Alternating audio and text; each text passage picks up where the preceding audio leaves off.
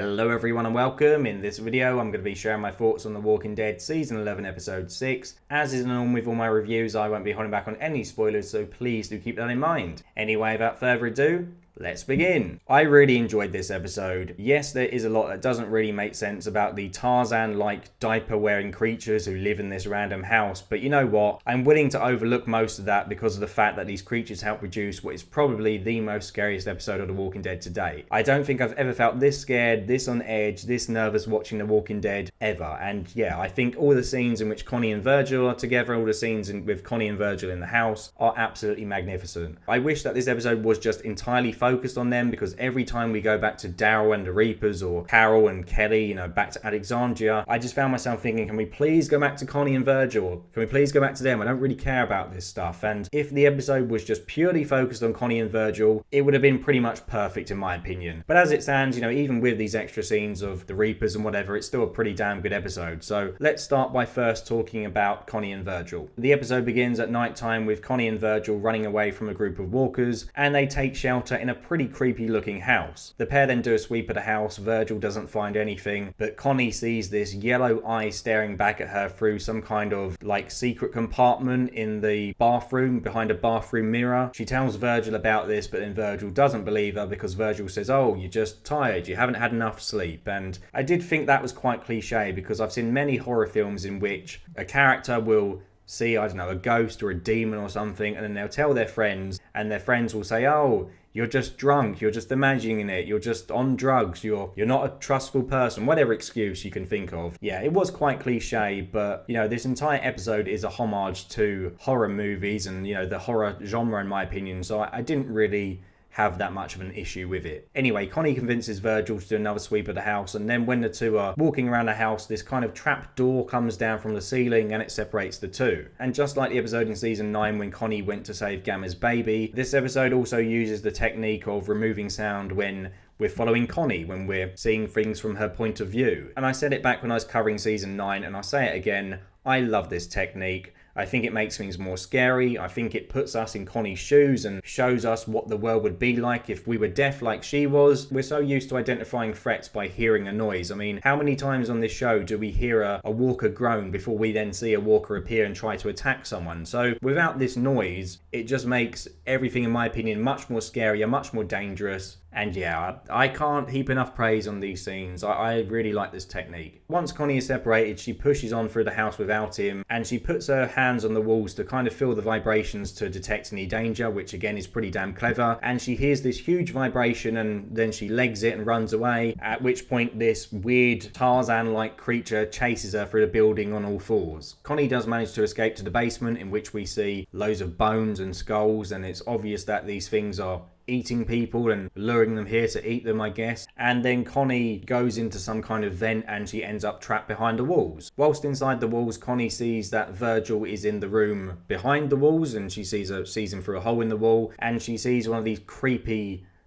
things sneaking up on him. And yeah, I think the way these feral humans, whatever you want to call them, moved around was just disturbing as hell. I think they nailed that perfectly. And I really like seeing this play out from Connie's point of view, with her seeing this creature sneak up on Virgil, but her absolutely helpless and not being able to alert him and not being able to do anything about it. Connie does try to bang on the wall to alert him. I don't know whether she's doing a code or something, because it did seem like she was doing a series of knocks, but whatever it was, Virgil couldn't work it out anyway, and Virgil just focused on the wall. He just focused on the noise coming from the wall and didn't notice the creature crawling up next to him. And Virgil is attacked, but he does survive. He does manage to beat the creature. He stabs it and the creature kind of retreats, and even when it's retreating, it kind of crawls back really creepily. And then Connie starts knocking on the wall again to get Virgil's attention, but obviously Virgil is now, in survival mode. He's just had to fight off this weird thing, so he hears this noise and he thinks it's another one coming through the walls, and he starts stabbing through the walls, and it's like something out of The Shining with poor Connie, seeing this knife come close to her. Again, I just loved all of that. I thought it was great. Connie narrowly misses having her face cut to pieces, and she's able to kind of punch through the wall and put her arm through, at which point Virgil realizes it's her and pulls her through. As you all know by now, I really like Connie as a character, and you're probably sick of hearing me talk about her, and because of that, I found these scenes to be extra tense and extra nervy, because here we were with a character in danger who I actually liked. I mean, a lot of characters have died so far this season in The Walking Dead, but as I've said many times already, they're all red shirts, so even when Maggie's friend friends are in danger, I didn't particularly care. But here we were with a character who I actually cared about, who I didn't want to die, and yeah, it just made me even more invested. One tiny minor criticism that I do have, however, is that when Virgil pulls Connie through to the other side, the pair sit down and they have a chat, and first off I was kind of thinking, why is Virgil talking to her when these creatures are around? I mean,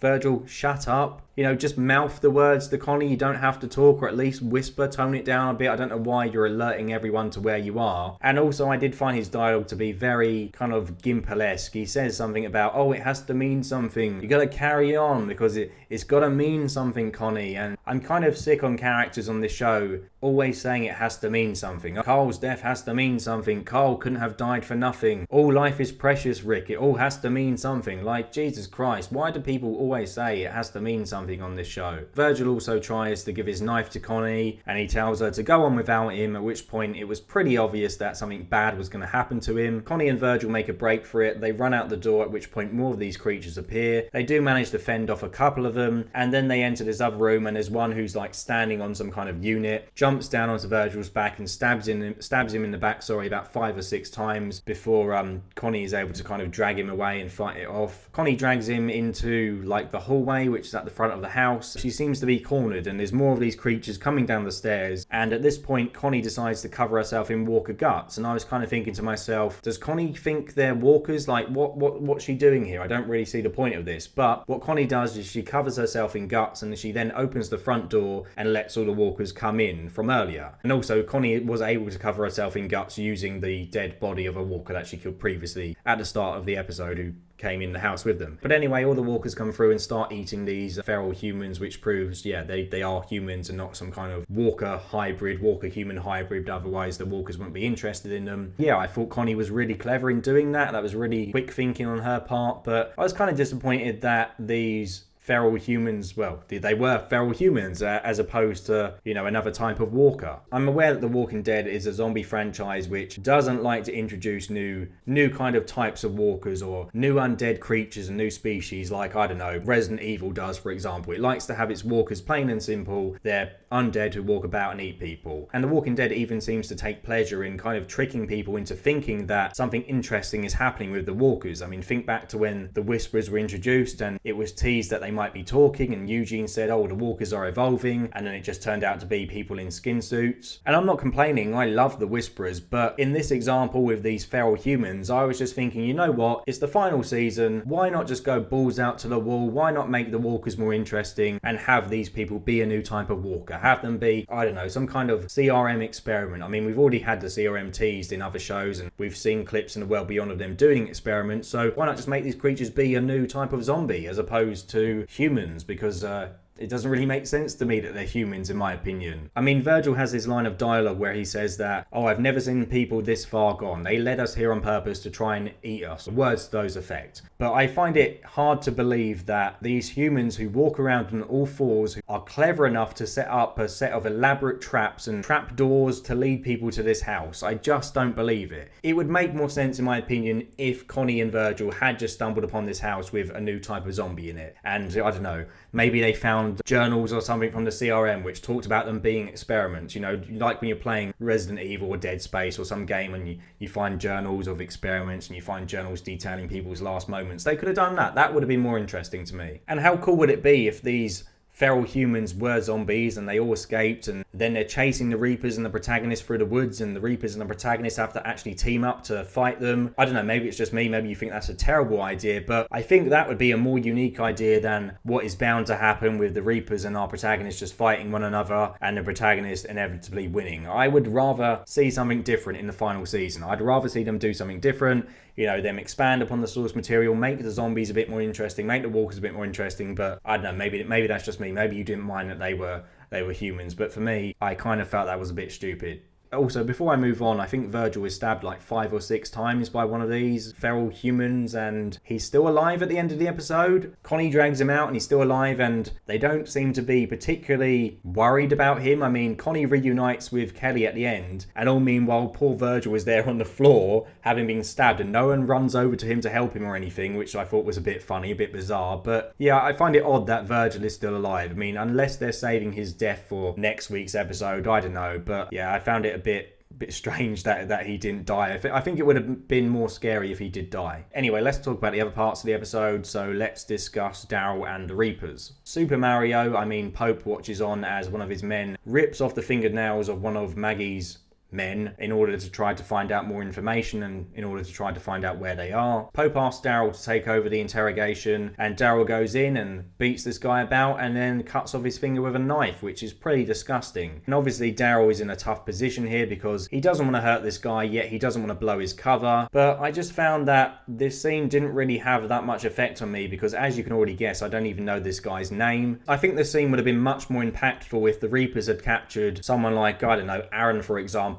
someone who Daryl actually cares about, as opposed to one of Maggie's random red shirts, because then I think Daryl would have been much more hesitant and would have been much more unwilling to hurt his friend, but obviously he would have had to have done it. And I think I would have been more invested in the scene if, like I said, if it was someone Daryl actually knew, because yeah, of course it's hard for Daryl to do this, but again, it's not like he's hurting a guy who he's really close to. He doesn't even know this guy. It's just one of Maggie's friends. So yeah, I think this could have been better. Daryl does manage to break the dude and he gives up Maggie's location, at which point Daryl joins the Reapers and goes on a mission in order to try to hunt down Maggie. I found this scene in which the Reapers are making their way to Maggie's house to be unintentionally hilarious. I don't think it was supposed to be funny, but I found it funny. So the Reapers are making their way down this road towards the house where Maggie is, and they all decide to hide behind some cars for cover, and then Daryl Dixon decides to hide behind a fucking mailbox for cover. Yeah, I'm sure no one will find you there, Daryl, you absolute moron. I also found it a bit odd that the Reapers now suddenly have guns. I mean, if they've had guns the entire time, why were they hunting down the protagonist with knives? Just use guns. I don't really get it. I also don't know why the Reapers have decided to ditch their masks now and just go out, as normal without masks. I don't know. Anyway, to cut a long story short, the Reapers do make it to the house where Maggie is, but before they get there, Daryl sends a signal to Maggie by knocking on a tree that has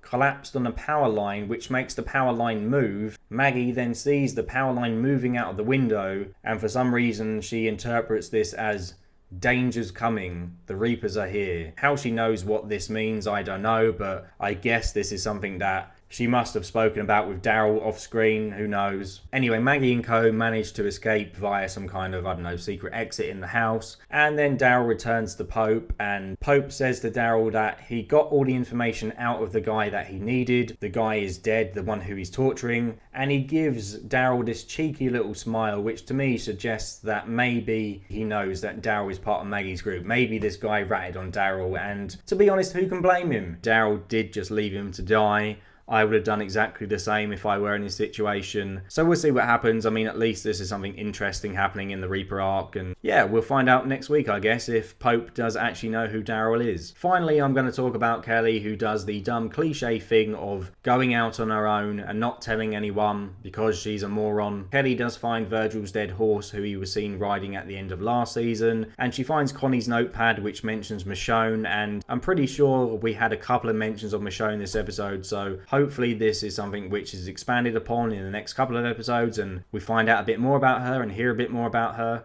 Anyway, the episode ends with Carol, Magna, Kelly and Rosita making their way to the house in which Connie is in, and they help her fight off the last couple of feral humans, and then Connie and Kelly reunite and have a cuddle, and it's a really nice scene. It's long overdue, these two reuniting with one another, and it's quite an uplifting, quite a nice end to the episode. And I'm hoping that in the next couple of episodes, Carol goes up to Connie and apologises for being a dick and nearly killing her. And I'm also looking forward to Connie reuniting with Daryl, and let's hope that with her being back now, the writers aren't going to pull a Beth on us and have her missing for, so long, and then she does finally come back and she dies a week later, because if they do that, I'm going to be fucking pissed. But as it was, this was a really good episode, and I'm looking forward to what comes next. So yeah, that's about it really. I thought the Connie and Virgil stuff was absolutely brilliant, even if the feral humans for me is kind of unbelievable. The Reaper stuff was underwhelming. I didn't really care for it that much, but it was better than last week, I guess, and better than what we've seen of the Reapers previously, and I think that's only just because of the fact that Pope wasn't in this episode much. I just don't like his character, I'm sorry. But yeah, all in all, I really like this episode.